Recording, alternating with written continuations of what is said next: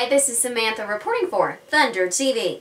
On Monday night, January 12th, a meeting was held at the Westwood Middle School in order to discuss the possible merger between Coffee County and city schools. Let's go take a look at what happened at that meeting. City of Manchester Board of Mayor and Alderman agenda, special called meeting to Vice Mayor French, Alderman Swan, Alderman Bryan, Alderman Kilgore, Alderman Sane, and Alderman Pauly. Pursuant to a call by Mayor Lonnie Norman, there will be a special call meeting of the Board of Mayor and Alderman on Monday, January 12, 2015 at 5:30 p.m. at Westwood Middle School, 505 East Taylor Street, Manchester, Tennessee. The meeting to discuss school consolidation issues with the undersigned Alderman of the City of Manchester, Tennessee hereby acknowledge service on January 12, 2015. Signed Mayor Lonnie Norman, signed Vice Mayor Ryan French, signed Alderman Cheryl Swan, signed Alderman Russell Bryan, signed Alderman Timothy Kilgore, signed Alderman Lana Sane, signed Alderman Timothy Pauly. Is there any objection to the call?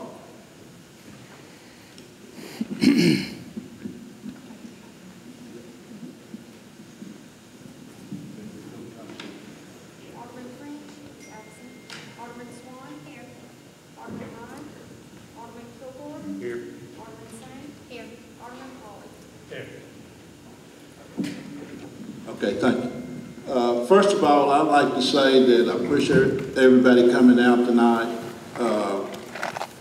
One thing I want to make it real plain to the people that's here tonight, this board does not want to do away with city schools. And let me tell you a little bit about what brought this about. It's not about nobody in the school system or anything at all. In the city, we have finance committee, safety committee, all different kind of committees. And the finance committee meets once a month. They meet and they discuss finances in the city and where we like it and everything else. And that's what brought this all about, because the city of Manchester is just like any other city or county. You know, we're hurting for money too. And one of the things that brought this about was about insurance. And our insurance, we pay over $1 million for insurance. And it went up last year, and we got papers that it's going up again this year. So the board, not the board, the finance committee was only looking at some kind of way we could cut, and I don't know who said it, said maybe we could look at transferring the schools and consolidating. That's all this about. Nobody on this board wants to do away with schools and all. I was thinking they're looking at if it's feasible. And they can't do anything about it anyway. The only thing they can do is vote for it to go to a referendum. The only thing that these people want up here at me, I'm talking about the board, there's 5 of them here. The only thing that they want is what's best for the city of Manchester and the children. You know, we don't want to get the city divided one way and somebody else the other. That's the only thing that we are looking at. It's not that nobody's mad at nobody, we're doing it for this reason or that reason. And that's the only reason. The only thing they're trying to do is get the information. And that's what this is all about tonight, about the information. So I'm going to turn it over to the city attorney and he can let Mr. Bennett talk. He's the one that's going to talk. Mr. Bennett, if you would introduce yourself here, please. My name is Scott Bennett. I'm an attorney with Lightner Williams in Chattanooga, Tennessee. This is my partner, Mary DeCamp. We represent schools throughout the state of Tennessee, ranging from Chattanooga to as far west as Memphis from time to time. It's what we do. It's all we do. And I want to apologize to you good people for our being late. We were heading over the mountain, and the fog up there was as thick as Jim Oliver's beef stew, so that's why we're a little bit behind the time. I want to, I guess, initially say right at the outset, we were not retained for the purpose of guiding school consolidation. The Coffee County Board of Education retained our firm to serve as general counsel well before this was even a topic of discussion.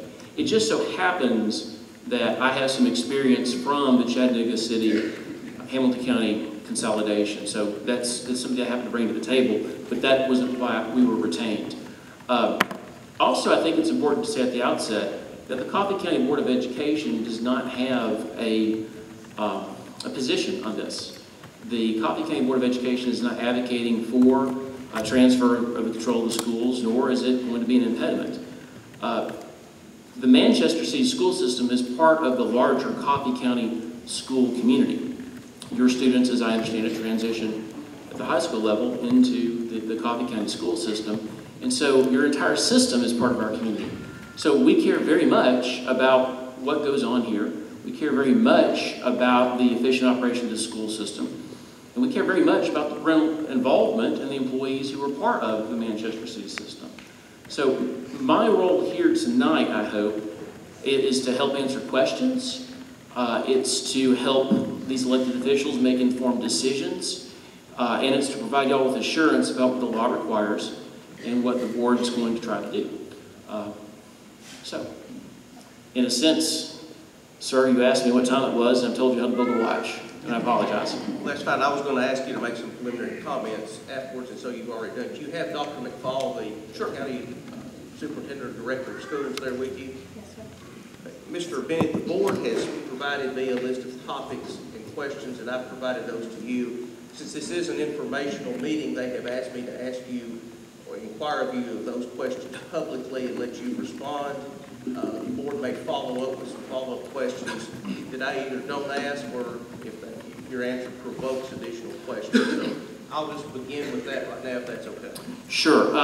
And let me just go on a narrative, if I might. And what may happen is I may touch upon all the questions that you want to ask, or I may omit some. And so by all means, please, since this is informational, I encourage y'all to interrupt. If I say something you're not quite so sure about, stop me, because this is your meeting for the benefit of your constituents.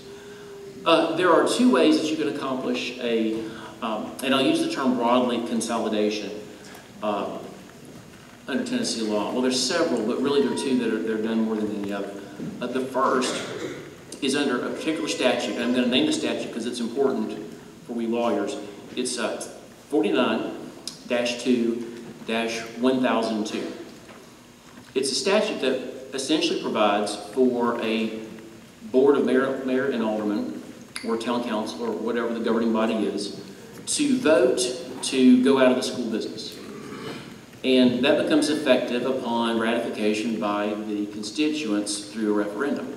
And you can put it whatever timeline on there that you may want, effective X date.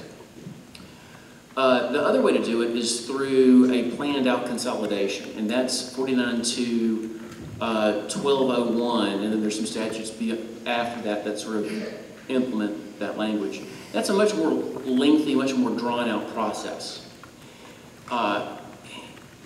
And frankly, I am not acquainted with a district that has gone through that process. I'm sure that there's some that have, but I don't have any personal experience with that. In my own experience, the city of Chattanooga abolished its district and essentially just turned it over to the Hamilton County schools. So when we say consolidation, I want to be very clear, that's a misnomer. The reason that I say that that's a misnomer is I am not, of course it's up to my client, the Coffee County Board of Education, but I'm not going to encourage them to get involved into a consolidation plan at this time for a couple of reasons. The biggest one of which is this is ultimately a decision that y'all have to make.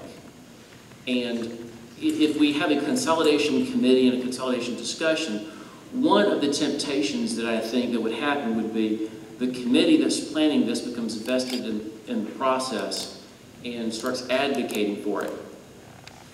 My advice to my client, the Coffee County Board of Education, is going to be, if this is something that the leaders of Manchester and the citizens of Manchester decide that is good for your system, then it's good for your system, and what we think about it is secondary. So I'm not going to suggest the consolidation approach. So my comments are going to be geared more towards the transfer approach. And the transfer requires a popular referendum. Yes, sir. That's right. The procedure is the governing body has to make the vote, and it's a simple majority. Thereafter, the people vote to ratify it by referendum. And again, the reason that my recommendation is that you go that way and that the Coffee County Board not get involved is because, again, the Manchester City school system is already part of our community. And so we do not want to become involved in what could be a divisive debate, or it may not be. But it's a decision that we will help you make if that's what you wish to do. We'll help you implement it if that's what you wish to do, which again is why we're here. So the process would unfold really, and I defer entirely to your city attorney in terms of how you would go about with the ordinance and how you would go about setting up the referendum and the like. But our primary concern, and Dr. McFall, I'm sure will speak on this later, is if the city chooses to wrap up the school business, our primary concern is the welfare of the students who are in Manchester City, who will matriculate into Coffee County. And to that end, what we're looking for is an orderly process. I'm sure that several of you have questions about how quickly could this be accomplished. I'll defer entirely to Dr. McFall on that. and she's glad that I'm deferring to her on that. Because it's really an operational issue. The statute spells out the legal steps, which of course is my expertise. Upon the date certain when you were to go out of business, the title of your property, the school property, would transfer as operation of law to the county school system. Interestingly, the statute's very specific that the indebtedness on that property does not transfer unless the county commission chose to pick it up. And the rationale for that is because it's a decision by the city to go out of the school business, and it's not negotiated with the county government. The county government shouldn't be on the hook for that indebtedness. The other rationale for that is maintaining school buildings is extraordinarily expensive. And I'm sure you simply need to look at your city budget to see how extraordinarily expensive it can be. And so, since the county is going to be assuming the burden of maintaining these buildings pretty quickly, the General Assembly has chosen not to encumber the county government with that indebtedness. So that's one thing that's interesting and it's worth noting. The other piece that starts to unfold rather quickly is that the county school system will need to start putting together what's called a personnel plan. Because under a particular state law, the rights of teachers are protected, and Ms. DeCamp will talk a little more about that in just a minute. The rights of teachers are protected, and so we have to take steps to be certain that salaries and benefits are maintained. Now this is also an interesting point. Where it's a transfer, one of the things that will almost certainly happen is that the salary and benefits of Manchester City employees will freeze at that point in time until the county side benefits catch up. No one's salary or benefits, no teacher's salary or benefits get cut, except to the extent that maybe Manchester City could have cut those benefits. Let me explain that. So let's suppose that Manchester City had its teachers on a particular very rich and expensive health plan. And let's suppose that the Manchester City decided at the end of a term to go to a different insurance plan. Well, Manchester City government could do that. There's nothing in the law that prohibits them from changing their insurance. Likewise, Coffee County could not change the policies mid-year or mid-term, but they certainly could change the terms of the policy in the same way that they could change their own employees' policies. Now, as I understand it, and this is one of these conversations we're going to have, as I understand it, whereas Manchester City's salaries may be somewhat higher, the Coffee County benefits are somewhat richer. So there's a certain blending that will occur, and quite frankly, we're going to have to spend some time looking through the salary and benefit structure to figure out what all will unfold. Another question that I know that is of great concern to the Board of Mayor and Aldermen deals with money. one of the big concerns with any kind of consolidation is, what does that do to my tax rate? And as I sit here today, it's impossible for me to forecast what will happen as far as expenses are concerned down the road. What I can tell you is lawyers and educators can generate an inordinate amount of paper. I mean, it's like, it's what we do. This document is on the state website. It's a very helpful document entitled The Annual Statistical Report. Well, it's a short title for about 185 pages worth of stuff. But it's interesting stuff. It's data about the operation of school systems around the state. And this, by the way, was for the fiscal year ending June 30 of 2013, so it's a little dated, but it's the last one available on the website. One of the interesting things about this statistical report is that it tells you a lot about who is in a school system, and it tells you a lot about what it costs to run that school system. The Manchester City system spends per pupil approximately $2,300 a year more than the Coffee County system spends educating its pupils. Now that's an approximate number, but, and I'm going to get the number somewhat wrong, but the Manchester number is something on the order of 11,000 and some change per pupil per year. And the Coffee County number is 2,300 less. Now if you figure, according to this data, to this manual, there were, at the time of this, there were 1,200 students approximately in Manchester City schools. Now again, I realize this is somewhat dated, but you're going to assume that the numbers are going to change that much. What that means is that to educate its 1,200 students, Manchester City Schools spends approximately $2.76 million more than it would cost to educate those students in Coffee County. Now, it's important to note that, again, the salary of Manchester City teachers is higher. One thing that's also in this report is that we find that the salary is only about $5,000 per year higher.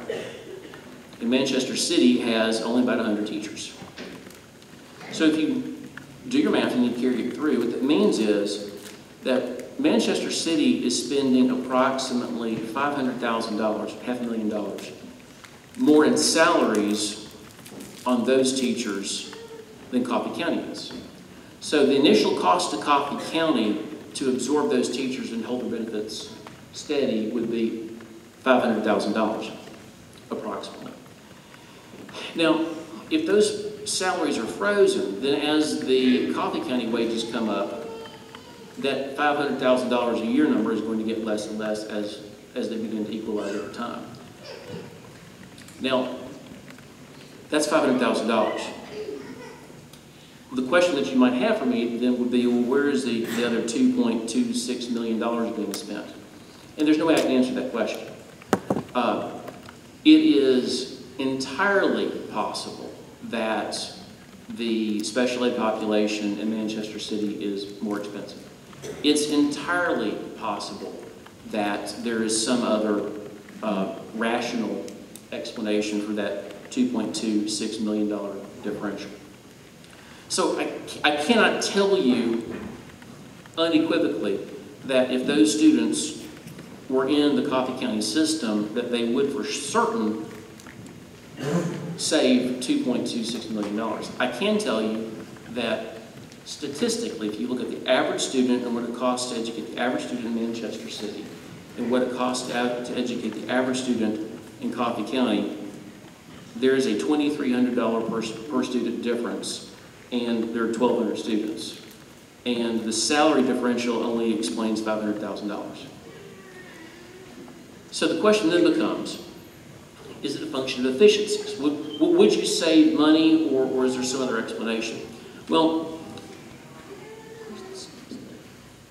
the interesting thing about efficiencies, I can tell you that probably it would cost less to educate those students in Coffee County schools, probably, because of simple efficiencies.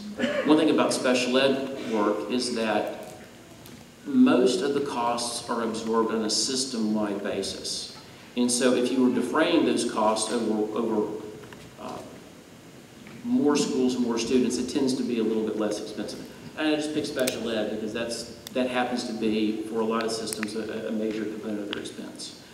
But there's a very interesting study out there that talks about school mergers, consolidations, and transfers of control. And it's actually prepared by a group called AIMS, the Association of Independent and Municipal Schools, which generally does not advocate for consolidations. But there's a report that was prepared in March of 2004. And one of the interesting points that it makes is that there is a certain efficiency to size, and this is from the Association of Independent Municipal Schools. On page 9 of the 2004 report, the author writes, "There is evidence, however, that school districts with student maximums around 5,000 are more cost effective, have a lower dropout rate, higher SAT and ACT scores, and higher graduation rates than districts with more than 5,000 students. Conversely, districts of fewer than 500 students may be too small to provide needed courses and student activities." And as it turns out, you've got a copy of that, don't you? Well, that's interesting to me because as I understand the relative numbers, were Manchester City to transfer the control of its schools to Coffee County, the total enrollment would be a little over 5,000 students, which 5,500 or thereabouts, which is what the AIMS report says is about the optimal size. So, can I tell you that you would save money? No. That requires political will. I'll explain that in a second. What I can tell you is that statistically, it can be more efficient. Whether it saves you money is a function of two things. One is the specific students you'll be transferring over, because we don't know how expensive those students are. The second thing is, we can reduce the necessary costs that would be coming, that would be spent on these students, but it doesn't follow necessarily that the county commission wouldn't go ahead and appropriate funds if there were some project down the road that needed to be done. That happened in Hamilton County, as a for instance, when the city of Chattanooga went out of business. There was a tax increase several years later, but it was designed to modernize the system. Would it have occurred anyway? We don't know. There's no way we can say. We can say unequivocally that systems of a certain size operate more efficiently. Whether the city chooses to pass those cost savings on to the constituents is entirely up to this board. So, I've touched on legally how it would unfold. I've touched on the financial piece. I've alluded to a few other pieces. I'm going to ask Ms. DeCamp to touch a little bit on the personnel piece, because I know that's something that's very near and dear to the teachers. Probably many of them are here in this room. And frankly, it's probably very important to the parents who want to be certain that their kids are continuing to get good, high-quality teachers. I guess, I'm going to, before I pass the mic, one other thing. I can say in my discussions with Dr. McFall that to this point, the board doesn't foresee closing any schools or consolidating any schools because your schools are already at capacity. Those students have to be educated somewhere. So it doesn't make very much sense to close a school when you still have to educate those students. So that right there tells you a great deal about the current intention of the Coffee County administration. It's impossible for us to suggest that we would have wholesale closures or eliminate a bunch of positions. Now, the thing is, Tennessee law is expecting schools around the state to do more with less.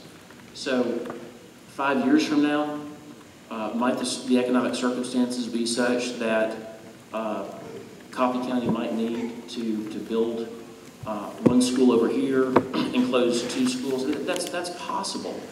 But what we're talking about is, as a result of this transfer of ownership, would there be any schools closed? As I understand from the Coffee County administration, that's not envisioned. So that would be a big component of any kind of personnel plan, and Mr. Camp's going to discuss that now. Oh, yes, ma'am. Real quick, I just wanted to go back to the property. Sure. Statute that you mentioned. Does that hold true regardless of who owns the building? It's a great question. The Coffee County Board of Education would acquire whatever interests the Manchester City Board of Education then had at the time. So, if the Manchester City Board of Education owned the building, then the Coffee County Board of Education would have ownership in that building. If the City of Manchester owned the building and had, say, a 50-year lease to the city school system, or a 99-year lease or whatever, then the Coffee County Board of Education would acquire the Manchester City's interest in that lease. What if there is no rental agreement or lease agreement? So let me make an assumption. So there's a building that the Manchester City government owns. Yes. More than one. More than one. The Board of Education, the City Board of Education is using the building, but not subject to any particular lease. Correct. Is there a provision in the deed whereby the city took title to the property that requires it to be used for education purposes? One of the school buildings, it says for school purposes, and I think it was in 1908. I think it predates the existence of the Board of Education. Okay, interesting. But others are not. Like the one we're sitting in is just the Board of Mayor and Alderman. Board of Mayor and Alderman. Interesting. The one that says for school purposes probably would transfer. There's a case that out of Davidson County that sort of touches on that, but it wouldn't necessarily transfer. That would certainly be a topic of discussion between the Board of Education and the city. If you were going to decide you were going to go out of the school business, that's one of many things that we would want to talk to you about. It would be our desire not to close any schools. That's one of those things where we would be entirely dependent on your allowing us to use any buildings that you have the title to. And I know you can't speak for the board you represent, but in your preliminary discussions, do you think they would be interested in buying any of the ones that the Board of Mayor and Alderman own? I don't have any authority to answer that question. I'm sure Dr. McFall does not.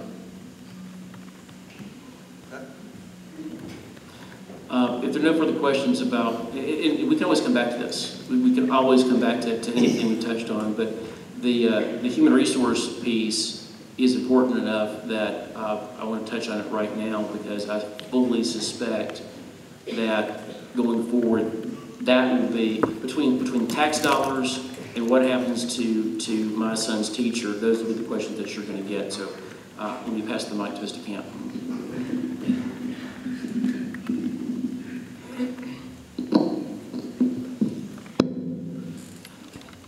Good evening, everyone. As Scott mentioned, my name is Mary DeCamp, and he mentioned a few things about this a few moments ago, but I do want to say that with regard to, in the event of a transfer, as far as personnel goes, as far as the end result of any sort of transfer consolidation, Tennessee state law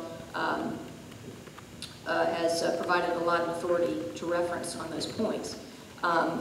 Perhaps paramount is that state law requires that any teachers who are transferred, whose system is being transferred, that their salaries and benefits are protected, and that's statutory. And as Scott mentioned earlier, there would be developed and implemented ultimately a plan in place for any sort of personnel transfer. And part of this plan would determine how those teacher benefits and salaries would be protected upon transfer. part of that would entail, as he mentioned earlier, figuring out what the differentials are between the two systems and how to address those differentials.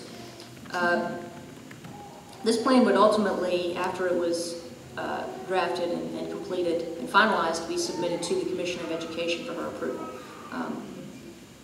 at the end stage.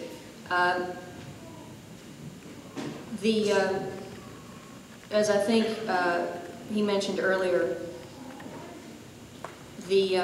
one of the things it would do is spell out what to do and how to identify the duplicate positions and positions needed upon transfer. In other words, obviously when you're transferring one system into another, there are probably going to be some duplicate positions. There are also probably going to be need for new positions based on the transfer and the combined students and extra or additional resources needed given the new setup and the new layout of the new system. But Tennessee law also speaks very clearly as to what happens in the event of transfer when there are duplicate positions. Now, it should be noted that Tennessee law gives the superintendent the right to transfer an employee from one position to another. Likewise, it also gives the Board of Education the right to eliminate positions. Upon transfer, let's assume a plan is in place, let's assume certain decisions have been made and that there are duplicate positions and there are certain individuals for whom perhaps there is not for whom perhaps there is not a position for them to fill right at the moment. Tennessee law provides that a tenured teacher is, if they cannot fill, if there's not a position for them to fill, they're put on a list. And they're kept on that list, and the list is referred to, and the next time a position comes open for which that person is qualified, they are taken off the list and put into that position. Does the teacher have anything to say about that? Oops, here's a position, you got to go there. That's a great question, and Tennessee law has been revised recently to address that. You go on a preferred recall list, and you stay there for 2 years. So you can, once you're offered, it's a bona fide offer of reemployment based upon what you can do based upon education, training, or experience, then the board has the right to take you off that list. I say board. Back in the day, it was board. Now it's all superintendent. I've been doing this long enough that I still say superintendent. I don't say director. She's the superintendent. No, she's not. Look at her card. It says director. But the answer to your question is, legally speaking, once you're made an offer, you come off the list.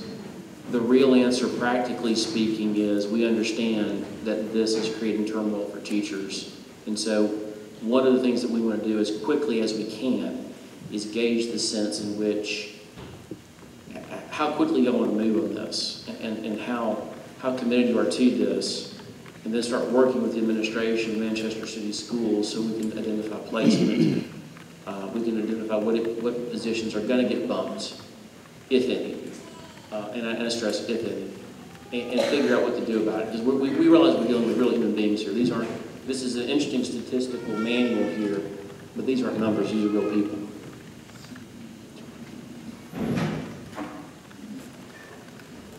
Do you then only have one school board?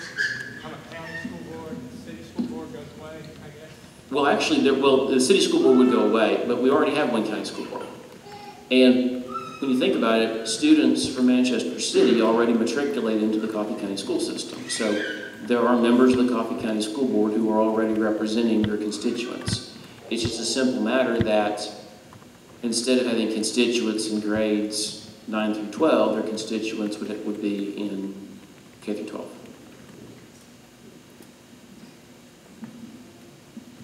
Sounds too easy. Oh. What part of it sounds too easy? Well, I mean, just to do that, cut and dry. Well, I'm happy for that, to be that way. well, let me tell you, we hadn't done it yet. It may sound too easy. The law is clear. Just as describing how one makes sausage is relatively clear, but at the end of the day, it gets messy.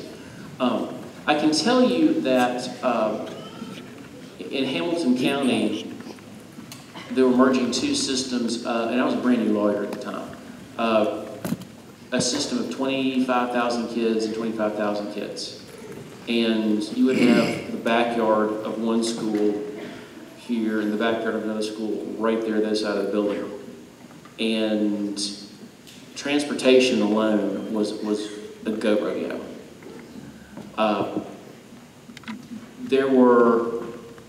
This was of course back in the day when we had private acts that gave tenure for secretaries in one district but not in another district. This was back in the day where everything was totally different than it is right now. I say that to say that it took about a year and a half of planning to get it done.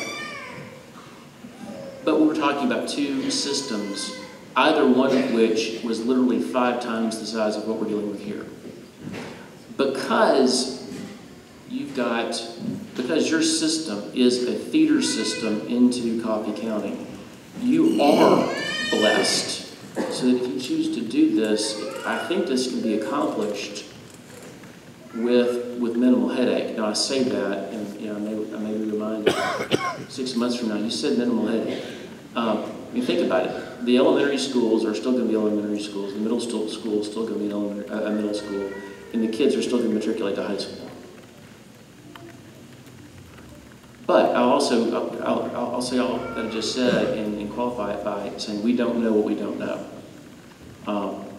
That's where Dr. McFall and Ms. DeCamp and I are going to have to roll our sleeves and do some heavy lifting to figure out what it is that's out there, because there could be something we don't know about. Ms. DeCamp alluded to to the personnel plan that we submit to the Commissioner of Education. The Hamilton County Personnel Plan, as I recall, was like 3 pages, which doesn't sound like a whole lot, but the implementation of it was tremendous. But we put a lot of thought into that. We put a ton of thought into it. So it can be done here too. We just need to start really asking some questions. I think if we had the data that we needed, Dr. McFall and Ms. DeCamp and I could probably put the plan together in an afternoon. But then we want to vet it and look at it, and once we were sure that we had it down, we would submit it to the board and the commissioner. Ms. DeCamp just remembered she had something to mention about classified folks.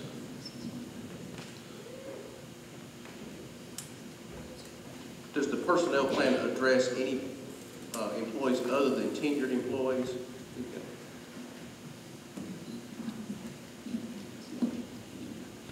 The plan can be as broad as we want. We being who? The county, or? We being, well, really,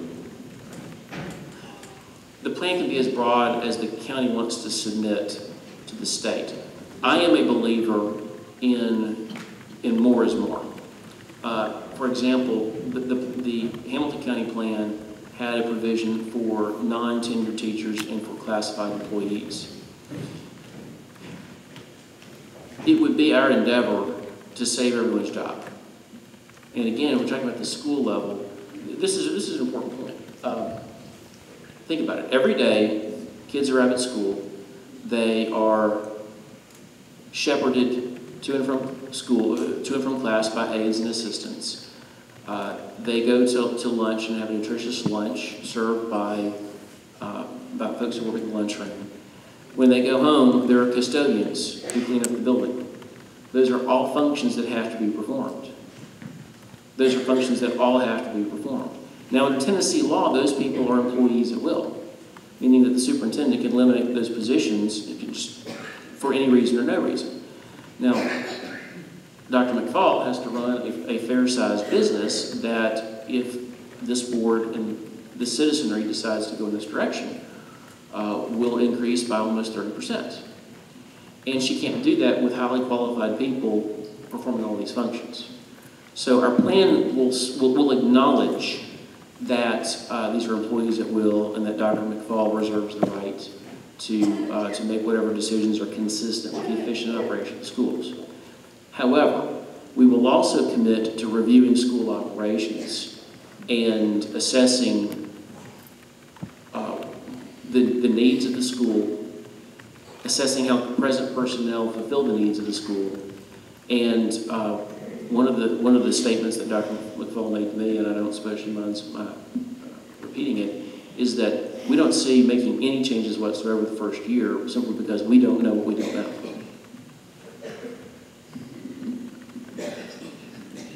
So essentially, it's the county school board's prerogative who of those to keep, but you have to run the school and practicalities are going to rule at least for you. That's absolutely right. But there's no way that we can go in and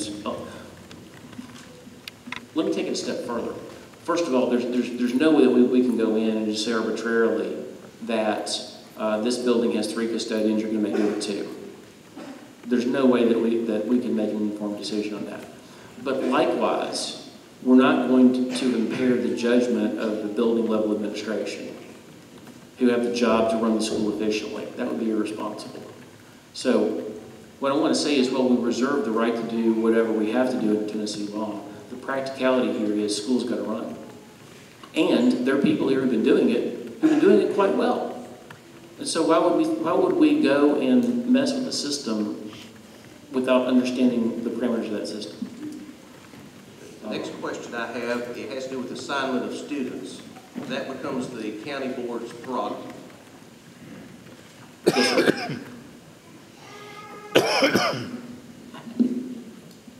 As Mr. Bennett's explained, you know, I don't foresee myself nor the board making any wholesale changes in schools, who's being educated where. It just wouldn't make any sense for us to do those things. We're at capacity at most of our schools, and I've heard a lot of things that will, you know, this middle school will close. Well, you know, we have a nice new middle school, but if we were to look at moving all of these kids there, we would have to build on, and that's nowhere that the county is even considering at this point. So, you know, our plan would be to keep things as they are,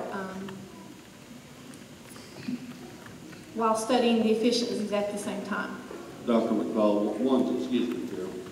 One thing, I've gotten 12 emails about this specific thing. And the rumor is out there, I don't know if it's a scare tactic or a rumor, but they're saying that they will bus these children at the Westwood Middle School to the new middle school, shut this building down, and they will have an elementary school with over 1,000 children in it. And that is just way out there to me. I mean, that's out there. You know, I can imagine, and I have heard the rumors as well, and you know, honestly, does that even make common sense? And it doesn't to me, but when people are scared, and I understand that as well. People are scared of change too, also. Right, and please understand that if you look, I'm a firm believer that the best predictor of future behavior is past behavior. And if you look at my past behavior when I came to Coffee County, I didn't make any wholesale changes to personnel or to who goes to what school, because I think that's a bit reckless, and it's really not just my management or my leadership style. So there's no plans to bus kids from one school to the other, to close a school, or have an elementary school with 1,000 kids. I can't imagine that even being a possibility where I have the money to build a new school. But I'm sorry. I don't want to be the janitor. I've had 12 emails specifically on that. No, and please understand, there's been no discussions by the county board or me, or I mean, as to any of that, and a lot of speculation is occurring, and I understand it. I do understand it, but please understand that everything, those rumors may not always be accurate. The personnel plan you mentioned earlier, is that something you set administratively with your board? Largely that's a function of state law, what the teacher's rights are and the steps that we can take practically to work through the process. We're going to put a lot more in the plan than we have to because it's going to become a public document, and we are going to want the teachers to understand the process start to finish. And the details, obviously Dr. McFall and Mr. Camp and I've got to work out, but I think I saw somewhere online there was a discussion about will teachers have to reapply for their jobs. No, of course not. You're already an employee. Your employment transfers automatically. I mean, no, you don't have to reapply. Now that said, we're probably going to ask you to fill out what we call an employee information sheet, simply because we kind of need to know who you are.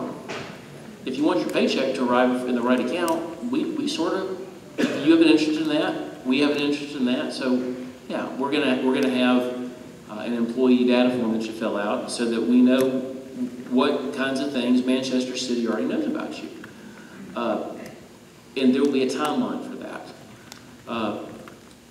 One of the things that we might look into is whether people might want to transfer that first year. I mean, if they do, I don't know feasibly.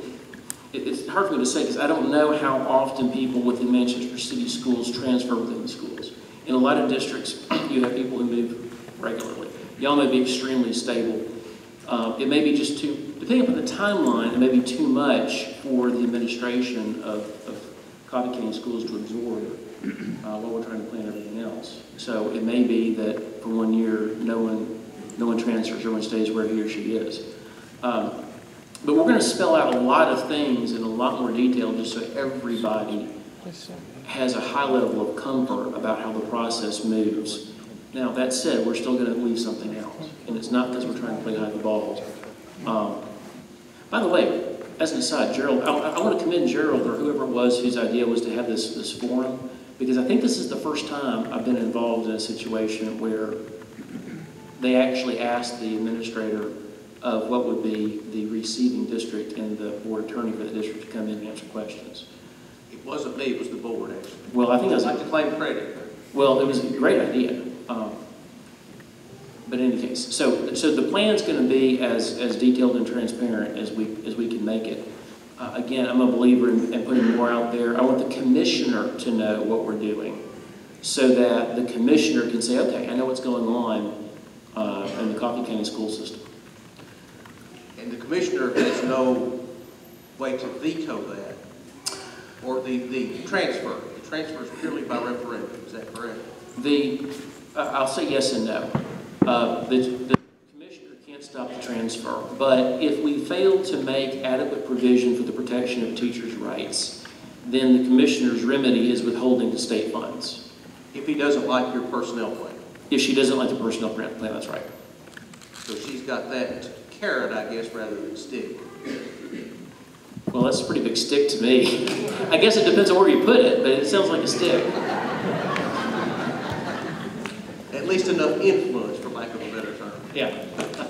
Mr. Bennett, also, I would Yes, like to ask all of the city school system teachers received a letter that stated the guiding principle of law results in the cost for receiving school district. This usually is offset by tax increase. The receiving school district has the power to minimize this cost by not accepting all teachers' employees in the city district as transfers and manipulating the salary schedule.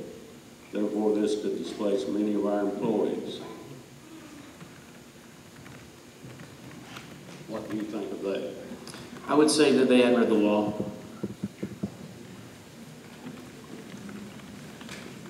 I will say that a true consolidation, like Knox County went through, can be very, very expensive because you do get that leveling of benefits where the best benefit of both sides is driven up. But that statement's, that's not what we're talking about here. This will be a transfer of ownership, number one. And number two, just looking at the simple numbers from the state database, that's just not true. Well, this is a letter that was sent out to all county or city school employees and administrators. And I must say that I'm at a disadvantage. I haven't seen that letter, so I can't really comment on it. But as a general principle, just looking at the efficiency numbers, there are two costs that I can see that the Coffee County school system is going to have to absorb. The first one is the approximately $500,000 in higher salaries that Coffee County teachers receive. But that's a diminishing cost over time, number one. Number two, there will be a cost for transportation because by law we have to provide transportation to all of our students if we provide transportation to any of our students. So there is a cost for that, but the thing is we're already running bus routes. We already have buses. All it takes is a relatively creative way of thinking about how you run routes to serve your schools. I think I understood that you might need to run one more route or get one more bus. I forget what the number was. That's yet to be determined because we don't know how many of your students live more than a mile and a half from your school. That's the big unknown.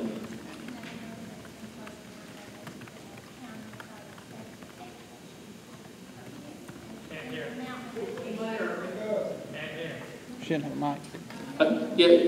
The alderman said there's a rumor that the county was going to have to purchase 8 buses and it would cost $800,000.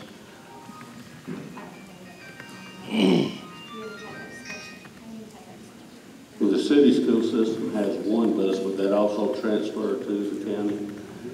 That would be dependent. Oh, that's an interesting question. There's no state law that really speaks to that because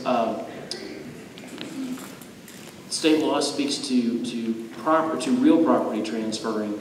I'm not aware of a specific statute that speaks to other property. But I'd ask the question. So I think it would revert back to the city.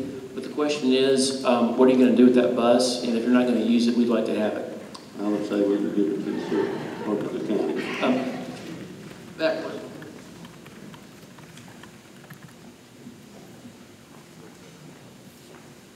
That was one of my questions. The way I understand it, the state attorney general took a pass on what happens to the personal property. That's true. And so there is no authority for what happens to desks, computers, things like that. That's true. But again, I hate to keep going back to the Hamilton County experience, but it's something that I lived through, and I choose that word deliberately. And so suddenly, what does the city of Chattanooga do with stacks and stacks and stacks of school desks? Well, they were glad to let us have them. Because the alternative is they had to move them out of the building. Why would you do that? So that would be one of those things where I'm sure we could come to an agreement about what to do with that, again, that bus we might need. But see, I say might, because again, you're talking about a system right now that has 4,400 students, right? And 1,200 students would be transferring into it. You could accomplish that by maybe running a second-tier bus route. You don't necessarily need to hire to buy another bus. You don't even necessarily need to hire another bus driver or any other personnel. I mean, there is a creative way to think about how you can provide busing services for those students by adjusting start times. It's really not that difficult. We just need to think about it. So as far as the cost for busing is concerned, there's probably a lot of speculation out there, but I can tell you that that need not be a significant concern. If there is a transfer of the school system, is there any reorganization or redistricting of the county school board? No. Do you think the transfer would affect, Tullahoma operates a K through 12 system. If the city of Manchester transfers its school to the county, will that cause any financial repercussions, reallocation of money that would affect the Tullahoma K through 12? Or any appreciable? None that I can think of sitting here right now. If the school system is transferred, would the special education and the social services continue pretty much as they've been? I would have to guess on how they've been. Okay. There is a certain minimum required by law that is provided. Oh, absolutely. Eligibility for special education is a function of state and federal law. And I see some school board members here, and I've known these people for many, many, many years from my work with TSBA, and they know that I've got not one but two students who are special needs. So I assure you that my clients are very familiar with the requirements of special education law. Yeah, that would remain. Since that's a function of state law, that would remain the same, and I would hope that because the combined group would have more efficiencies, I would like to say we would see an increase in efficient services. But there is a certain level that's required to be provided there, so it would not go away just because of the merger or transfer. In the case of each child, it's a function of that child's individual education plan. So. I don't mean to parse words, but we wouldn't say that there's a minimum amount of services that, say, a child with autism gets. Because how do you define that? Each child is an individual, each child has individualized needs, and so the team would have to meet. And I'm looking out there to see if there are any special educators who are like, yeah, that's exactly right. The team would have to meet to assess what that child's needs are. So when we say there's a certain minimal level of services, that's a term that in special ed we don't use, because we try to identify what the child needs to meet the goals and objectives that are particular to that child. If this proceeds to a referendum, I think you've touched on this, there is no statutory minimum or maximum time limit for the transfer to be accomplished. Is that your understanding? Yes, sir. But practically you would request that this board take into consideration and perhaps include as part of the referendum question a date certain sometime in the future. I think that would be most beneficial to students and employees of both systems, as if that could be specified. Because you have to do all the things that we've just talked about. Correct. And do them well. Does the city retain any influence in the personnel plan, the busing plans, the use of schools, or is that the prerogative of essentially you, Dr. McFarland? I'll answer the piece on the title of schools. If you own the schools, then you have complete control over that. As far as everything else, You know, I don't operate in isolation, so I'm very inclusive in decisions that I make. And so those decisions will be made by a team of folks and in what's in the best interest of the two merged school systems. The surviving transfer. Correct. The City of Manchester currently contributes $1.67 million out of its general fund to its schools above the property tax that's dedicated to schools, the sales tax that's dedicated to schools, the liquor tax that's dedicated to schools, and the marriage tax. In rough numbers, do you think that you're entitled to have that amount of money continue to be contributed, or are you limited to what the statute says you get? we'll take anything you send us. I understand that. What do you think you're entitled to? Well, not having looked at the city's numbers, I can't answer that definitively. But as a general rule, if you're not in the school business, the only thing that you're required to provide to the county trustee or to the county school system would be that portion of the revenues that are mandated to be shared with the school system. So if you've got, I think you said 1.7 million that you are giving to the schools based upon, that's just your grant, and there's no statutory authority compelling you to do that, then I'm not aware of any authority that would require you to continue doing that. So even if that were considered our anti-supplanting number, then that does not transfer over to the county school system? Again, not having looked at your books, I would want to reserve judgment, but again, I'm not aware of any authority that would require you to pay that to us. But again, we are very, very gracious neighbors, and we will accept anything you send our way. what do you all think is a reasonable timeline, assuming this is put to referendum, that you would like it to take effect after the referendum passes, if it does? From a legal perspective, the absolute earliest it needs to be effective would be July 1, because that starts a new fiscal year for us. I'm going to defer to Dr. McFall in terms of what she fleshes out with that. I would also make a couple of observations, though. While July 1 is the absolute, I mean, we need to start with the school year. The thing that I think people don't think about is that even now, your school system administrators are negotiating contracts with vendors to provide various goods, various services, and whatnot. One of the efficiencies that would be realized would be if we were to do that together. Conversely, one of the negative efficiencies, one of the disefficiencies that Dr. McFall's office would have to deal with would be if she had two sets of vendors. You had, Mayfield providing milk to this school and Purity providing milk to that school. That's a headache. You have one set of therapy providers to these schools, one set of therapy providers to those schools. That's a headache. So, again, I'm going to pass the mic and ask her to flesh this out. But if you wanted to do it this year, time's a wasting. Because, and I'll let her explain the decisions she's already making for the next school year. I understand the realities of this board and of the Manchester City schools as well as Coffee County schools. So, as Mr. Bennett has alluded to,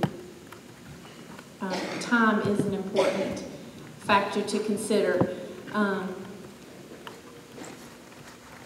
Ideally, the sooner folks can know, the better. I mean, I think that's kind of common sense. I have no doubt that whatever the citizens or this board decides, that working with the folks in Manchester City schools, we can make it happen. It's just, it would be preferable to have adequate time and to be able to know that as soon as possible. But it's, we can make things happen as we are required to do.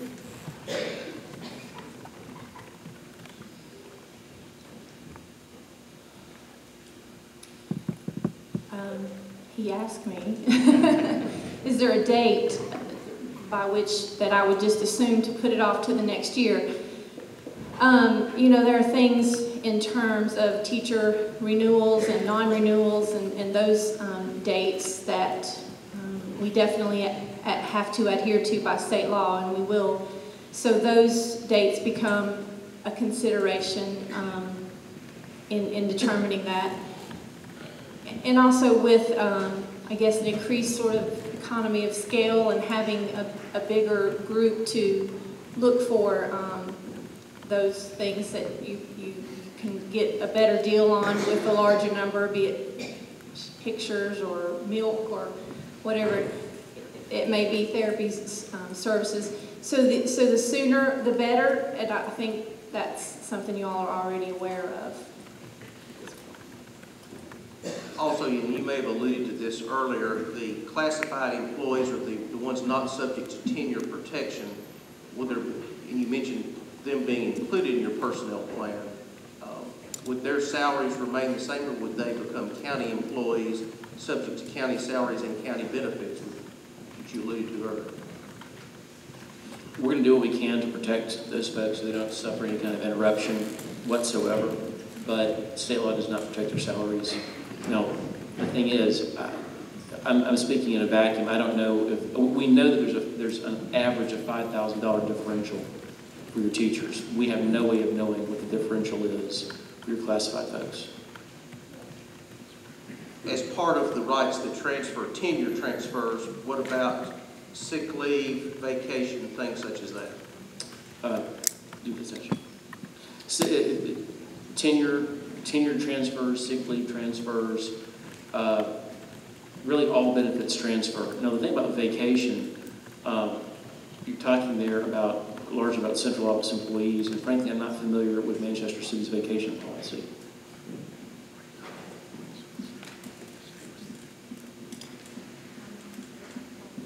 The biggest benefit picture that I'm aware of is the insurance. And my understanding is that Coffee County's insurance provides a somewhat richer benefit. What about coaching? What about coaching positions? Would they be an effective part of your personnel plan or something that's opened up? That's a great question. It's kind of funny how that's always a topic of discussion. Coaches are viewed under state law now as classified employees, the same way a custodian or a bus driver would be, because the State Department of Education does not require a coach to have a license. Now, as a practical matter, all of our coaches are licensed employees, but that part of their employment is not protected. That part of their employment, under Tennessee law, they're employees at will. So right now, any given coach serves at the pleasure of the superintendent of schools, and so that does not carry over. But again, we come back to the basic point. Stability is a good thing, and there's no sense in rocking something that's working. But a coach that otherwise has tenure keeps his tenured position. Right. Let's say that Dr. Jones is a weightlifting coach, but he's also a tenured science teacher. He comes over, stays at the same school, does the same stuff, teaches the same types of classes. But if Dr. McFall, or more likely Dr. McFall, at the recommendation of the principal, chose not to renew Dr. Jones's coaching stipend, and I say Dr. Jones, it's the name of the superintendent I know, he's a very close friend of mine. If there's actually Dr. Jones in the room, I apologize, I'm not talking about you. But in any case, because his service as a coach is at the pleasure of the superintendent, there is no protection. This transfer is not going to give anyone any kind of benefits that are greater than they already enjoy. Also, you mentioned the leases earlier. What about leases that the city school system has with others? Is it your opinion that those leases are something binding on you, or does it not survive the transfer under the doctrine a board can't bind its successors? It's my opinion that those leases do not survive. So any leases of office space, schools, or whatever go away when the transfer becomes effective? Well, I'll take this step. But you don't want to assume. That's right. We have the option to assume, but we do not have the obligation to assume, because the entity with whom the vendor or whomever else had entered into a contract has gone out of business. Being the Manchester City Schools. Right. The Manchester City, assuming that the agreement is with Manchester City Schools, and there is no longer a Manchester City Schools, then that lease is void. That agreement is void. And would that also apply to superintendent contracts? In my opinion, yes. You mentioned a study earlier. AIM, I believe, was an acronym for something, and you referenced page 9 of it, and I'm looking at it, and page 9 that I'm looking at appears to be directed toward educational efficiency. Do you know of any studies about the financial efficiency threshold or ideal students? And it may be there, and I just can't read it through my triphone. Well, it's funny you say that. I've got new glasses too. This as a whole was talking about the efficient operation of the school districts, and it dealt with finances, and it dealt with educational outcomes. I'm not familiar with a transfer of this size that applies to But again, I want to come back to Manchester City is very unique because you are, in a sense, a feeder system. Your students already come into the Coffee County school system. So I am not familiar with any transfer or abolition that is in any way comparable to this situation here. So what you're saying is part of which, if it saves us money, is what we do with the $1.6 million we don't have to send you. Oh, that's the entirety of what I was saying earlier. one of the things that was listed in the Ames report that I found interesting was this assumption that if you took the money out of the city school system and put it back into the city pocket, or if you will, the city taxpayers, that the county government was just going to turn around and levy more taxes. That was one of the concerns listed in here. And so, and undeniably, that has happened in some situations. But this situation is very different for two reasons. One, you are a feeder system, so there's a sense in which you are already a part of the Manchester City school system, albeit not completely, but you're already part of it. And so we're not looking at a high school, we're not looking, there are a lot of things that make you unique in that regard. But the biggest thing that I keep coming back to is this statistical report in which, again, if you take this, if you assume that all other things are equal, that the child who goes to this Manchester City Elementary School and the child who goes to this Coffee County Elementary School are essentially the same. And I've looked at the free and reduced lunch rates. There's a little difference, but it's not enough to drive the costs. If you assume that all of the things are equal, and you notice that Coffee County's per pupil expenditure is, based upon these old numbers, is $2,300 lower. And I think the state report card actually says that that differential is now around $3,000 and some change. And so it's gone up in the last year. It's gone from $2,300 to $3,000. You know, again, just working the math, it would suggest to me that Coffee County can educate those students at least $2.76 million cheaper. Now, why that is, I couldn't tell you. If you use the more updated number, that's $3.6 million. Again, the salary differential is only $500,000. So when you ask me the question, would the $1.7 million go back into the coffers of Manchester City? I would say it will if you want it to. And I'll answer the question you don't ask. Would it then go right back out the other pocket to Coffee County government to fund the Coffee County schools? Well, I don't have a crystal ball. I can't really answer that question because I don't know what these 1,200 kids are like. And one of the things that we learn is you don't speculate. But what I can tell you is that exclusive of salaries, there's $2.26 million using the old numbers, and more like $3.1 million using the new numbers that y'all are spending that we wouldn't be. Again, assuming everything is equal. I can't tell you that we wouldn't need those funds, but I'm having a hard time imagining how or why. I'm to the end of my list. If the board has follow-up questions or any other questions or wants me to do anything, we'll ask the question directly.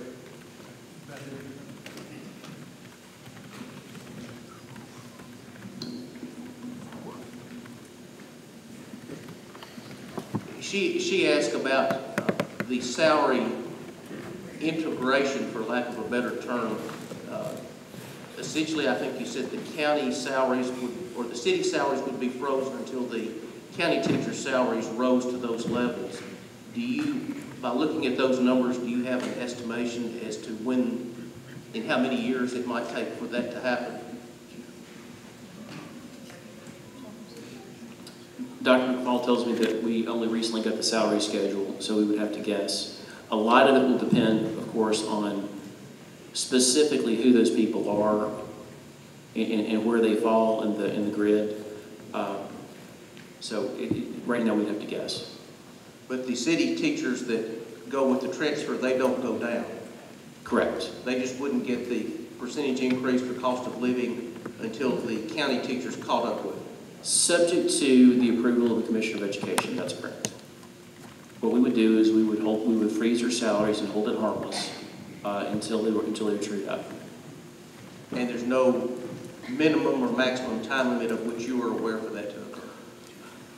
Not one mandated by law, but understand if there's one thing that the Coffee County Board of Education wants to do, like every other Board of Education around the state is, it wants to increase teacher compensation. And that's something we all need to be on the same page with. But for that to happen, the General Assembly has got to fully fund BEP. We understand that based upon the BEP Review Committee's report that was issued November 1, the General Assembly is failing to fund teacher salaries in the state by $10,000 per teacher, which that means that's $10,000 that you folks are having to put into the coffers of both school systems times every teacher that you shouldn't have to be paying, because the money comes from someplace. So our hope, and I will share with you that on behalf of all of my clients, I'm about to send a letter to the state saying that that's got to get done. It's got to get done sooner rather than later. So, Lord willing, and the creek don't rise, everybody's salaries will go up, and so what we're talking about will be made up rather quickly. And if I may add, that would look differently. You can't sort of make a general statement because it would look differently based on who's on what step level and how many people are there and how many are over here in the county system. So to say, 2 years, 1 year, it's difficult because people fall differently on the steps. That makes sense.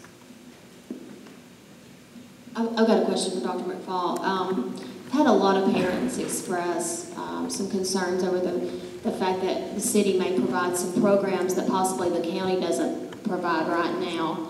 And I'm sure that goes both ways, but in the event that the city schools provided a program that the county doesn't currently provide, if we had a consolidation or a transfer, would those programs disappear, or would they be a part of the consolidation plan as well?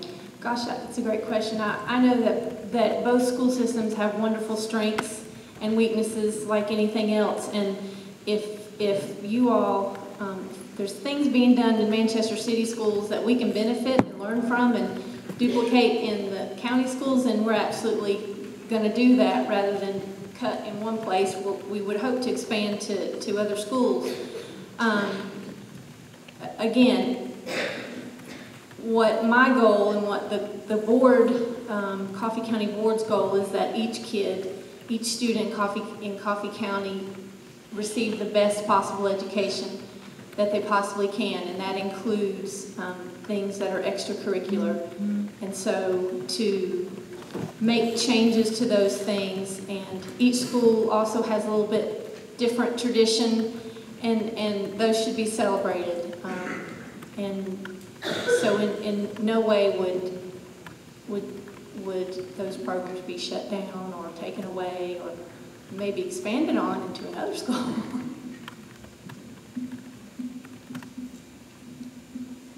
Any others?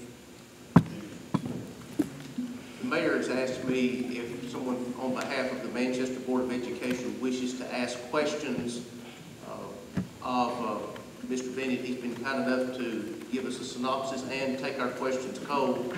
If anyone wants to ask him questions, he designated to ask questions. The mayor would offer that opportunity.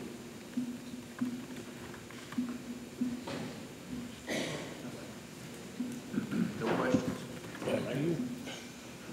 Okay. If there's any parent that a spokesman for them that would like to ask the questions, we'll be glad to do that. I just can't let everybody do it, but if anybody has anything, I'll be glad to let them come up for a couple of minutes.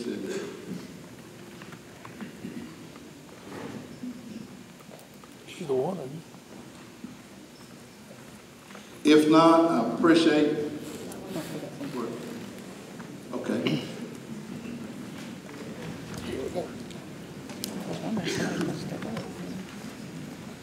Hi, I appreciate the opportunity to speak to you guys. My name is Candace Rigney, and my daughter has been enrolled in College Street since 2009. She is a 5th grader. and the dedicated staff and intimate settings of the Manchester City Schools, I feel like promote closer teacher-student relationships. They support higher academic achievement and emotional development in our children. As we all know, today's children are tomorrow's teachers, doctors, lawyers, and community leaders. It's our job to help them reach their highest potential. How will this consolidation of city schools improve the quality of education for the students of Manchester? I think you've talked about this, Pete.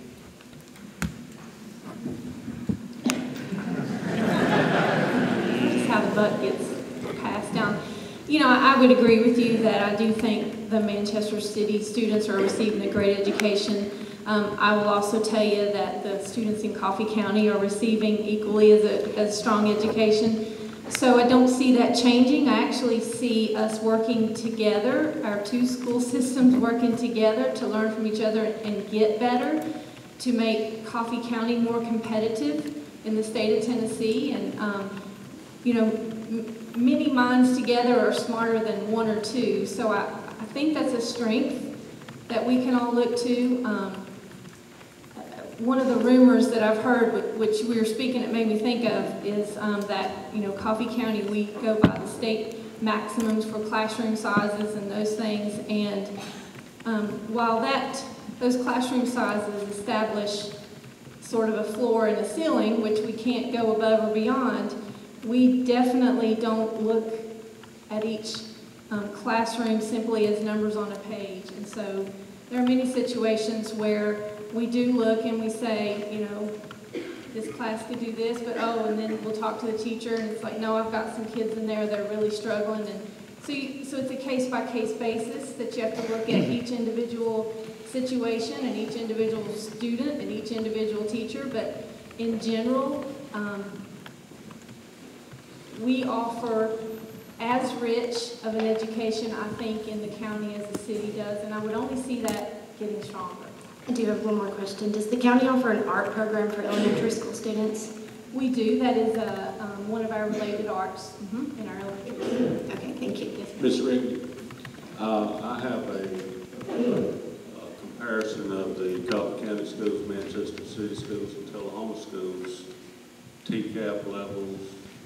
You're welcome to this if you'd like to see it. It's so close that the county does some things better, the city does some things better, but overall the scores are so close that there's absolutely no difference. So I think the county has some strengths, the city has some strengths, and they can learn from each other. But you are welcome to this. It came directly off of the state Board of Education.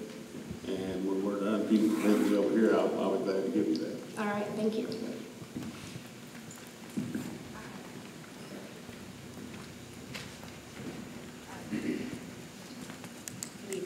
My name is Heather Willow. I have a kindergartner at College Street and an 8th grader here who will be in county schools next year.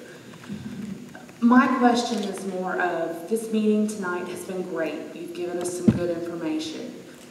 But because it was more of these are the steps to a transfer, I don't feel like before this goes to a public vote, which is what it sounds like would have to happen, correct? A public vote. Yeah. Are the parents, are we going to be given real facts? Are we going to be told these, you know, this would be the plan. These schools will, you know, your children will stay at the same school. The bus routes will look like this. These are the programs we would be keeping. I mean, would we be given specifics before we had to vote on whether or not to do this? Yes, I'm hoping that we'll have all the facts. And if it comes to that, I don't know what this board's going to do. But I do know this, that they do not want to destroy the school system. I know that for a fact. It definitely seems that way on both sides, that both sides want what's best for the kids, and that's good. That's what everybody up here wants. And like I said before, the only thing that this board is doing is looking at that. In fact, I've had some of the board members that's already come to me and said, okay, what about the $1.7 million? If we don't have to do this, give part of it, we get the money back, or don't have to give it, which we already have it. We need to look at lowering taxes. And this board is not trying to destroy anything. I promise you they're not. And they're going to look at it, and they'll give it to the citizens, and the citizens is the ones who decide what we do. And I hope, and I pray, and I know that they will have all the information. The only thing that I'm concerned about, I was born here and raised here. I've been here all my life. I do not want to see this destroy the city of Manchester. I don't want it to put people against each other. That's not what it's all about. We're not doing that. We only look at what we think's best and talk to the people. And any information that anybody wants, if we got it, I'll give it to you. All you got to do is come to my office, or you call me. Anybody on this board do the same thing. They strictly for what's right, and they're not trying to do it. Again, I want to say I appreciate everybody coming, and we'll be having other meetings and things, and when we do, we'll let you know. It won't be nothing that nobody's trying to do behind closed doors or anything like that. Everybody will know. I thank everybody for coming, and I appreciate it, and thank you very much. Ms. Rollo, I'd like to say too, I attended College Street Elementary. I attended right here. I remember a big rope right back there in the corner that I have never been able to climb. Even with Joel Vincent, bless his heart, up under me trying to poke me along. Our first obligation is to the students, and at the same time we have an obligation to the taxpayers of Manchester. And you have to remember, we are also taxpayers of Coffee County. And Medical marijuana or marijuana for we will not let the level of education that the students in the city, we will not let that go away or go down. And I have every confidence in Dr. McFall and her folks. Like she said, the city schools have their good things. The county schools have their strong points. If you combine them, it's just going to be good for the kids.